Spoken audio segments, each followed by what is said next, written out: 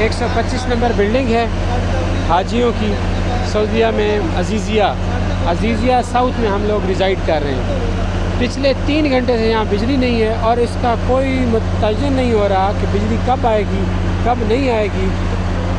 بہت ہی فارغ قسم کا ان کا سسٹم ہے۔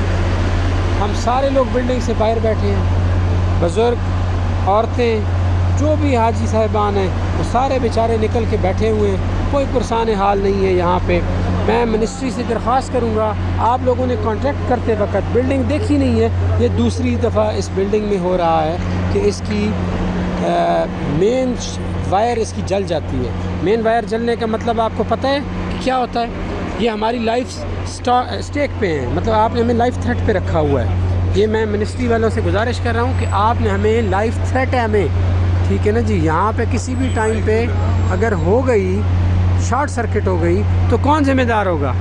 بلڈنگ کو اگر آگ لگ گئی، یہ کیا نظام ہے اور کس طریقے سے یہ لوگ چل رہے ہیں؟ ادھر ہم نے بلایا ہے لوگوں کو، ادھر جو کیئر ٹیکر ہے، بلڈنگ والے ہیں، کوئی کسی کو پتہ نہیں چل رہا کیا نظام۔ ہم سینیٹر صاحب، اپنا وزیر جناب حج کے، ہم پورا دن کے تھکے ہوئے، مطلب ان کاموں کے لیے ہم آتے ہیں، ہر دوسرے دن ادھر لائٹ چلی جاتی ہے۔ ظلم زیادتی کر رہے ہیں آپ لوگ ہم سے پیسے لے کے۔